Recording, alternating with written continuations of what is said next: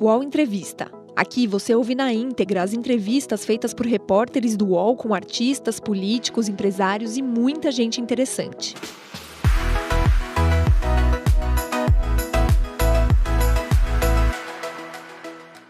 Como é que então o senhor enxerga o embate do governo? Então, esse embate, infelizmente, foi um engano que o presidente Bolsonaro cometeu. Não foi só ele que cometeu esse engano.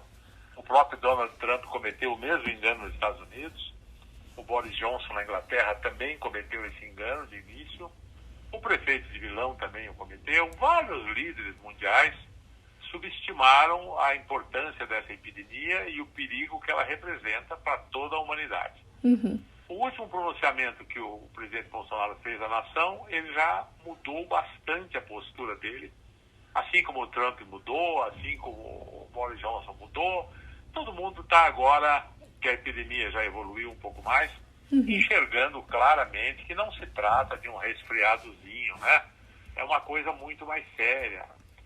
A previsão é milhares e milhares de mortos, a economia está parando. Você veja agora, ontem ainda o Trump estava dizendo que vai suspender todos os voos internos nos Estados Unidos. Veja o que significa isso, né? Então, o vírus mudou tudo. O vírus mostrou os erros das pessoas em subestimá-lo. O vírus mostrou a precariedade dos países mais pobres para combater essa epidemia. O vírus mostrou a fragilidade da nossa política. E nós estamos fazendo, o ministro Mandetta está fazendo tudo o que pode, o Congresso está se reunindo de forma virtual, o que impõe limites muito sérios. Você viu agora na nossa entrevista a dificuldade que é, tivemos que abandonar o Skype, não é? Os senhores estão usando o Zoom, né? O outro aplicativo para... Isso. O Senado tem um software próprio para isso. As sessões têm corrido bem, mas a própria dinâmica é muito complicada, porque 81 senadores para falar, se cada um falar 3 minutos sobre um assunto, isso dá 240 minutos, dá 4 horas para discutir um assunto. Isso porque já diminuiu, né? Antes estavam 5 e... Sim, já diminuiu. 5 era inviável, né? Agora passaram para 3 minutos, né? E em alguns casos 2, em alguns casos 1 minuto. E ainda assim a gente consegue discutir no máximo. O máximo que conseguimos discutindo até às 7 horas da noite, outro dia, foram 3 itens. Normalmente é um item só. Então tem bastante limite. Estamos fazendo mais reunião do que nunca. Fazemos reunião de manhã, de tarde, de segunda a sexta, mas a coisa não anda, é bem complicado. Sim. E a gente, né, viu que o governo, quer dizer, o Congresso, né, primeiro, agora aprovou o auxílio de R$600. Ontem o governo anunciou mais um pacotão, né, para ajudar trabalhadores, ajudar a economia, né, durante essa crise. Mas, especialmente o senhor como grande empresário, como é que o senhor avalia que dá para conciliar os interesses dos empresários e dos trabalhadores nesse período? Olha, Luciana, todos nós vamos sair perdendo nessa crise. Ninguém vai sair dessa crise igual entrou, vai sair pior. Todos. A nossa saúde vai sair mais debilitada, a nossa economia vai sair muito mais debilitada, o nosso governo vai ter uma dívida pública muito maior, um déficit público incrivelmente maior, muitos vão perder emprego, muitos vão perder a vida. E nós não temos ainda muita certeza de quanto tempo isso vai durar, né? Se mais 2 meses, se mais 3 meses. Nós estamos, na verdade, vivendo um dia de cada vez, observando o que acontece na Itália, observando o que acontece na Inglaterra, na França, na Espanha, já que parece que os dados que vêm da China não são muito confiáveis, né? Agora eu estou muito observando o que está acontecendo nos países do Ocidente, que são mais abertos, onde a gente pode ter mais certeza do que está realmente acontecendo. Nós vamos ter prejuízos enormes. Você veja uma coisa, eu vou te dar um exemplo só. Eu recebi hoje uma oferta de passagem para os Estados Unidos de classe executiva a partir de agosto por $700. Até um dia desses, essas passagens custavam $6, $7 mil, né? Então, isso demonstra o grau de desespero que estão as companhias aéreas. Mas não são só as companhias aéreas, né? Restaurantes fechados, indústria automobilística que tem a maior crise dos últimos 14 anos, não estão vendendo carros. E assim a coisa vai se espraiando, vai um setor atingindo o outro, e o país tenta fazer, com, por exemplo, esse auxílio de R$600, mas o governo tem fôlego para fazer isso por quê? Por 2 meses, por 3 meses, até onde nós vamos conseguir levar isso, né? Enfim, uma situação muito difícil, e qualquer previsão agora é difícil, é muito difícil. Eu não me arrisco a ter bola de cristal, não, mas uma coisa eu te garanto, vamos sair perdendo todos, uns mais, outros menos. Claro que, olha, as fraturas expostas do país estão mais expostas do que nunca. Você veja, por exemplo, o que acontece, né? Nós sempre convivemos com comunidades onde as pessoas dormem, 3, 4 pessoas num mesmo cômodo. Nós sempre convivemos com presídios que tem 40 prisioneiros numa cela, onde na verdade deveria ter 4. Agora, com o coronavírus, tudo isso explode. Tudo isso fica mais exposto do que nunca. Quer dizer, algumas improvisações que nós vimos convivendo com elas deixam de ser viáveis. Elas podem simplesmente matar as pessoas. Pode simplesmente levar o contágio para um ponto total, não é? E nós não temos recursos para atender essa gente toda. Não tem um sistema de saúde nem do Brasil, nem da Noruega, nem da França, nem da Itália. O sistema de saúde nenhum está preparado para isso. E no Brasil, menos ainda, né? Então, realmente é uma situação dramática. Sim. E agora, no Senado, tem se falado de vários projetos, né, alguns inclusive em tramitação, que poderiam ajudar, de certa maneira, a recompor as contas do governo para destinar, né, mais recurso, mais dinheiro para o combate ao coronavírus. O projeto de tributação de lucros e dividendos é uma saída hoje? Ele está em tramitação na CAI? Você veja uma coisa. Nós temos vários projetos de impostos tramitando no Senado. Tem imposto sobre grandes fortunas, tem imposto sobre distribuição de lucro, tem imposto sobre heranças, tem alguns que querem a volta do CPMF. Olha, de um modo geral, Luciano, é muito fácil justificar a criação de um novo imposto. Mas isso pode ser um tiro que sai pela culatra. E eu acho que não é a hora. O Brasil já tem uma carga tributária de mais de 30% do PIB.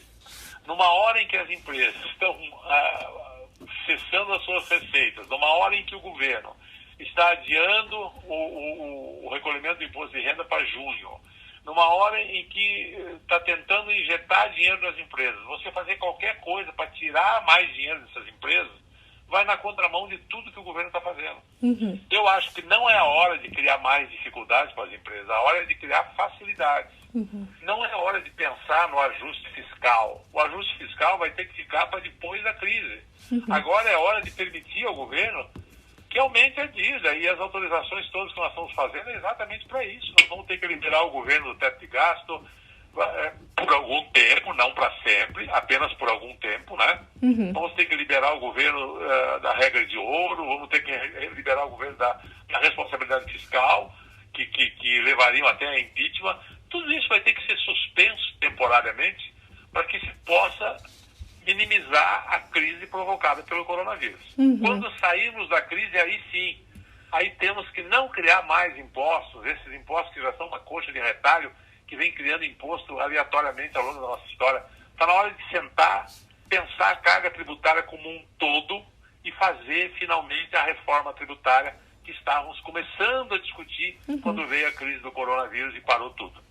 Sim. O senhor citou, né, a liberação do governo do teto e também da regra de ouro por um tempo. Eu ainda vou chegar mais especificamente na PEC emergencial, mas só para já aproveitar o gancho, por quanto tempo que o senhor acredita que o governo deve ficar liberado dessas regras, dessas imposições já existentes? Olha, eu acredito que enquanto durar o estado de emergência, o governo tem que ficar liberado. Ou seja, o estado de emergência começou agora em março e deve ir até dezembro, se eu não estou enganado, né? Isso, o estado de calamidade pública. O estado de calamidade pública. Eu acho que esse período, pelo menos, não há como exigir que o governo se comporte de forma diferente, que não seja, infelizmente, quebrando esses obstáculos todos. Para depois, o ano que vem, sim, aí voltar a ter um dificílimo e seríssimo programa de ajuste fiscal absolutamente necessário para que a economia retome, né? Para que a economia volte a crescer. Pois é. Agora, entrando mais um pouco especificamente já na PEC emergencial, ela foi proposta, né, pelo ministro da Economia, Paulo Guedes, como uma das medidas mais importantes para ajudar a equilibrar as contas públicas. E o governo vinha batendo na tecla, né, da necessidade da aprovação dela desde o final do ano passado, né, em novembro, quando ela foi apresentada. Justamente agora, quando o senhor ia apresentar o parecer dela na CCJ, veio o coronavírus. No início, o senhor até chegou a se reunir, né, com o ministro Guedes, com a equipe econômica, e tentou fazer algumas adaptações, né, no parecer, antes que a situação se agravasse, né, não esperava que fosse se agravar tanto.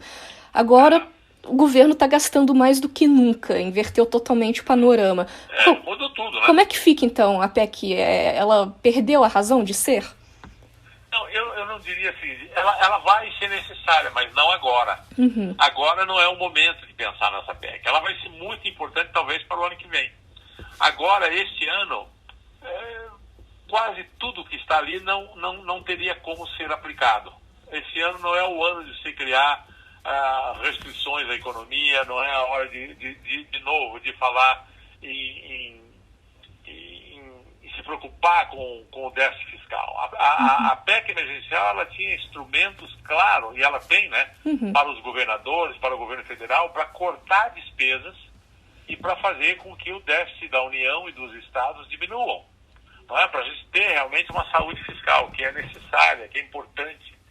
Agora, não nessa época que nós estamos vivendo, não durante a pandemia. Agora é hora de fazer exatamente o contrário. Agora é hora de aumentar o déficit fiscal. É hora de permitir que o governo gaste mais do que se podia imaginar que isso fosse acontecer. Fazendo uma comparação. Você, na sua família, digamos, que estivesse fazendo um plano de poupança, fazendo regras para chegar a um determinado objetivo. Né? Comprar um carro, construir uma casa, coisa que vale. No meio do caminho, alguém da família teve um problema de saúde muito sério. O que é que você faz? Como qualquer família faria, abandona a poupança e vai atender a saúde, não é isso? Sim. E é isso que o país tem que fazer. É isso que o país tem que fazer. Primeiro nós vamos ter que resolver o problema da pandemia. Depois nós vamos resolver o problema da economia.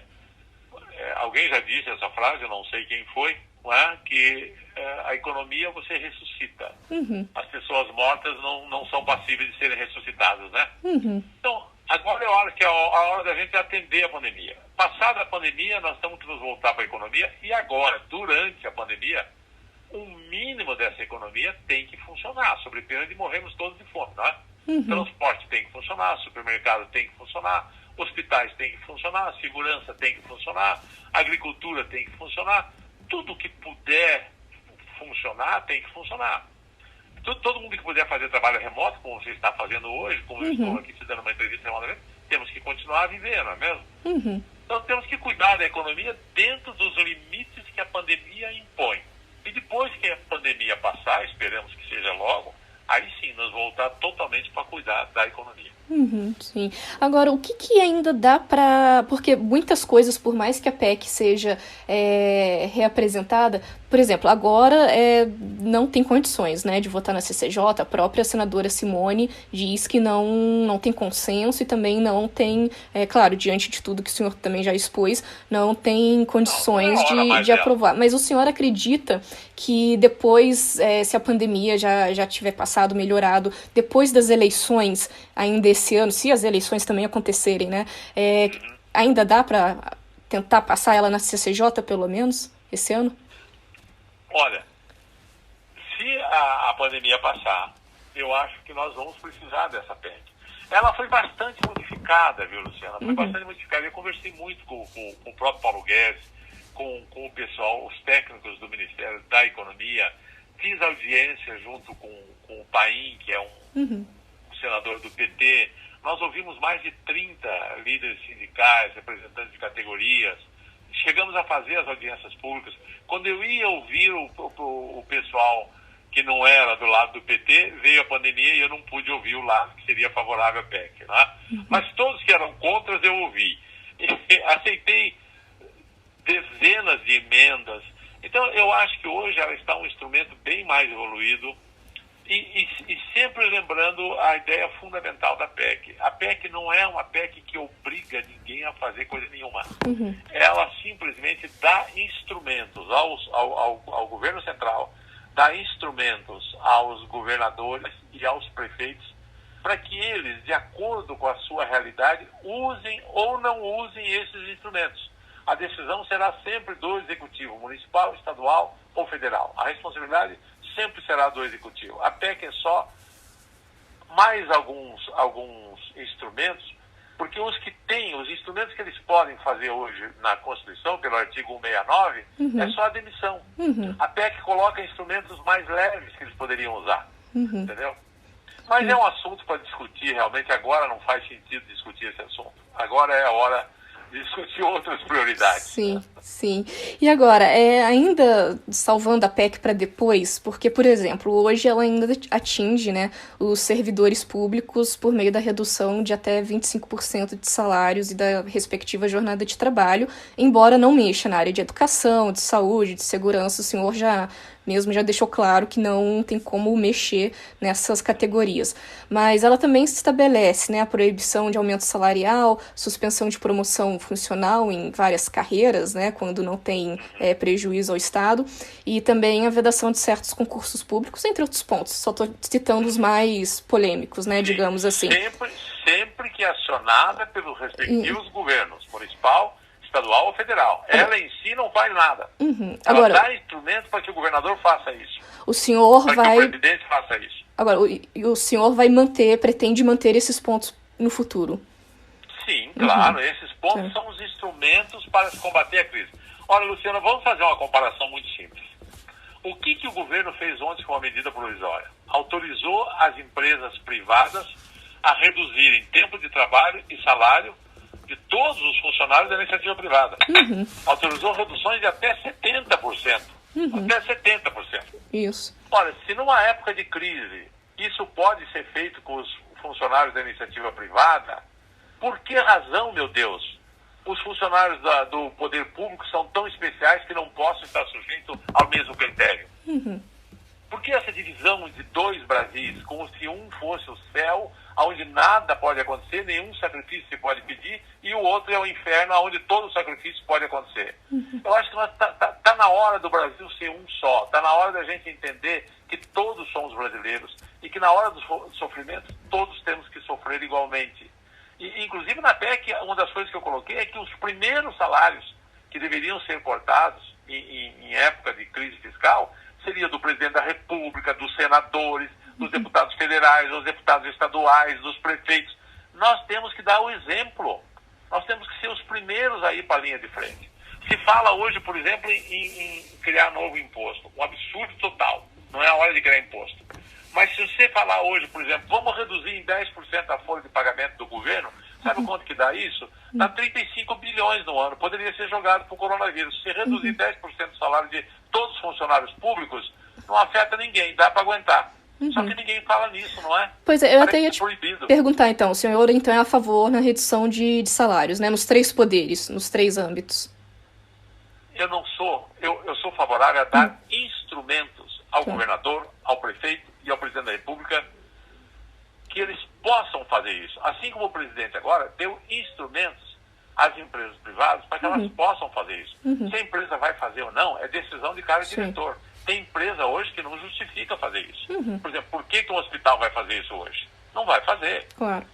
Por que uma farmácia vai fazer isso hoje? Por que um supermercado vai fazer isso hoje? Não vai fazer. Por que uma indústria que está funcionando vai fazer? Não vai fazer. Então o presidente deu um instrumento, não deu uma obrigação. A PEC é a mesma coisa, ela dá um instrumento, ela não dá obrigação. O governador, o prefeito, vai ver no município dele, no estado dele, se é o caso ou não. E em qual setor, se ele pode fazer em todos ou só em alguns. Não se pode fazer uma coisa dessa como se fosse uma linha horizontal passando por cima de todo mundo. Ninguém é louco de pensar que vai reduzir carga horária de escola, ou horas de atendimento de saúde, ou horas de atendimento de trabalho de policial. Isso são coisas que não fazem sentido. Sim. Pois é, além dessas 3 áreas, educação, saúde e segurança, quais outras carreiras seriam preservadas no meio dessa... Olha, Luciana, muito difícil de enumerar todas elas. Por isso que eu digo, a PEC não obriga ninguém Sim. a nada. Isso o governador, isso o prefeito, isso o presidente vai ter que analisar caso a caso.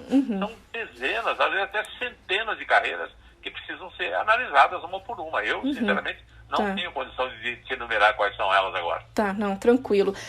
Até o senhor está, né, batendo bastante nessa tecla dos estados, dos municípios. Tem uma emenda, inclusive, da senadora Simone, que defende que os estados e municípios tenham autonomia para decidir a redução, que isso não fique só ligado ao governo federal. O senhor apoia essa emenda? Não só apoio, como isso já está na PEC. A PEC já foi concebida assim. A própria PEC que veio do Ministério da Fazenda já veio nesses termos. De novo, é um instrumento, não é uma obrigação. Tá, para eles terem autonomia, né? Não dependerem só do governo federal na hora de... Imagine, até porque é um absurdo você querer fazer isso uma regra para todo mundo. Um estado a realidade é uma, no outro é completamente diferente. Num município é uma realidade, em outro é outra completamente diferente. Não tem sentido você querer padronizar todo mundo, né? Sim. E aí, em relação ao combate ao coronavírus especificamente, também se fala muito na transferência de pelo menos parte dos 2 bilhões do fundo eleitoral para combater, né, para medidas. Mas, assim, a gente não está vendo exatamente sair do papel. Tem se falado muito, mas a gente ainda não viu entrar da pauta realmente de votação, nem de discussão, de ter um projeto, uma atitude mais concreta em relação a isso. O que o Congresso pode fazer? O Muda Senado, né, do qual o senhor é integrante, pode ser mais atuante nesse caso? O que Olha, se pode fazer? Todos do Muda Senado, nós somos cerca de 20 senadores, nós somos 20 em 81, então tem 61 que não são do Muda Senado, vou deixar isso bem claro. Todos do Muda Senado, e muitos dos outros que não são do Muda Senado, também são totalmente favoráveis a pegar essa verba do fundo eleitoral e jogar isso no combate ao coronavírus. Eu não tenho dúvida disso. Eu, particularmente, sou favorável a isso, já me posicionei a favor disso. E acho que realmente, sabe, essa coisa de eleições e de verbas para partidos, o problema maior disso... Olha, Luciana, lembra que eu estava te dizendo que a pandemia coloca mais à vista as nossas fraturas, os nossos problemas? Lembra quando eu falei de 40 prisioneiros numa cadeia e que agora isso ficou inviável, de 10 pessoas dormindo no mesmo cômodo na favela, e agora mais do que nunca isso ficou óbvio que é inviável? Não é? Então, assim como está colocando à vista as nossas mazelas sociais, a pandemia está colocando às vistas também de todo mundo as nossas mazelas políticas, a nossa desorganização política. O Brasil tem uma quantidade absurda de partidos políticos. Essa legislação eleitoral nossa está inteira comprometida. Esses partidos são verdadeiras propriedades privadas, eles têm donos. E a existência do fundo partidário, que é 1 bilhão, e do fundo eleitoral, que agora está em 2 bilhões, então são 3 bilhões no ano, isso atiça muita gente a querer ser dono de um pedaço desse dinheiro. E é por isso que se criam tantos partidos. Nós temos que reformar a legislação eleitoral inteira. Nós temos que ter, para ser um país mais sério, 2 ou 3 partidos tendo acesso a algum financiamento de campanha público, se é que é o caso de existir isso. Eu, particularmente, sou contra. Acho que deveria se proibir financiamento público, financiamento de empresa, e permitir apenas e tão somente financiamento privado e limitar por pessoa. Porque sempre que eu falo isso, diz assim, só os ricos é que vão poder ser candidatos. Mentira. Primeiro, porque nem todo rico quer ser candidato a coisa nenhuma. Ele já tem a vida dele para tocar. Segundo, que se nós proibirmos gastos em campanha e limitarmos a doação de cada um, mesmo que o cara seja rico, você se coloca, a doação máxima é 5 mil reais. Pronto, o cara pode ser dono de 10 bilhões, ele só pode colocar 5 mil na campanha dele. E você cria uma igualdade de condição entre as pessoas. Agora perdão, pode falar. Nós temos que reformar o sistema político inteiro. Sabe, o fundo eleitoral é só mais uma mazela de uma desorganização total que há na política brasileira. Pois é. Agora, o senhor acha que sai ainda nesse governo uma reforma política por parte do Congresso, que a gente vê em discussão há anos, fazem algumas mini reformas, mas... Olha, Luciana, é muito difícil, difícil. Mas a questão toda Por que é muito difícil? Porque as pessoas que se beneficiam disso que está aí são exatamente as que têm que mudar isso que está aí. Então é difícil, né? Muitos partidos não têm interesse em mudar. Agora, só me cabe lastimar isso, denunciar isso, falar sobre isso como eu estou falando com você, eu falo em entrevistas, em rádio e televisão, para que um dia a população tome consciência e que por pressão popular essa reforma aconteça. Porque enquanto a política estiver organizada no Brasil da forma como está organizada, o resultado é esse que nós estamos vendo aí, né? Sim, não, tá ótimo. Em relação à PEC emergencial, acabar voltando nela um pouquinho, ela, enfim, de tudo que a gente já discutiu, a crise econômica já acontecia, né? A economia, pelo menos, não estava se recuperando como esperado, na verdade, e agora, enfim, com a pandemia vai piorar. E isso não só o Brasil, né? Mas, claro, todos os países estão sendo afetados. Não é exclusividade nossa. Fica pior do que os outros na mesma proporção. Sim. Agora, pois e aí a PEC emergencial, como ela vem justamente para tentar equilibrar as contas públicas, e justamente essas contas públicas vão ficar pior ainda, no mundo ideal, era bom ter uma PEC ainda mais rígida depois da pandemia? Isso no mundo ideal. Não acho necessário. Eu acho que a PEC tem os instrumentos suficientes para ajudar com que governadores e prefeitos e o presidente da República saiam da crise. Saiam da crise fiscal. Acho que não precisa mais do que tem ali. Tá. Acho que não. A resposta é não. Tá. Não, tá ótimo. Bem, senador, tem algum ponto que eu não abordei, que o senhor gostaria de falar, de comentar? Alguma questão? Olha, se você me permitir um último comentário, claro. Eu quero dizer o seguinte: eu tenho vivido no Senado, nas reuniões de decisão remota, um clima inédito, um clima de vários assuntos terem sido aprovados por unanimidade. Eu até fiz um comentário outro dia que o Nelson Rodrigues dizia que toda unanimidade é burra. E quem pensa com a unanimidade nem precisaria pensar, não é? É uma frase famosa dele. Mas eu acho que a unanimidade que nós estamos vivendo hoje no Senado é a unanimidade do coração. É a unanimidade de fazer coisas para proteger a vida das pessoas, de fazer coisas para colocar comida na mesa das pessoas. E essa unanimidade não é burra, essa unanimidade é inteligente. Mas só que essa unanimidade vai acabar logo. E eu tenho feito um apelo enorme aos meus colegas congressistas, que a gente possa, se não ter a unanimidade, mas pelo menos ter a maioria, não na emoção, não no coração, mas na razão, no cérebro, para promover as reformas que esse Brasil vai precisar. Essas exatamente que estávamos falando, da política, dos tributos. Nós temos que fazer uma reforma da nossa justiça, que também é uma coisa muito séria. Nós temos algumas reformas estruturantes nesse país que falamos há anos e que não fazemos. O dia que tivermos uma maioria de pessoas conscientes, não é?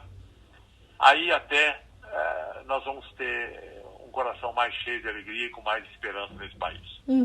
Sim, não, tem razão. E agora, é impressionante que agora até também está tendo reunião de líderes, né? Coisa que não acontecia, na verdade, antes. Tá tendo reunião. Todo santo dia tem reunião. Daqui a pouco vamos ter uma reunião lá do mais uma virtual hoje à tarde e amanhã cedo tem outra. Pois é, coisa que não acontecia há um ano. Tá ótimo, senador. Muito obrigada pela conversa. Um grande abraço. Tá bom, um abraço. Obrigada.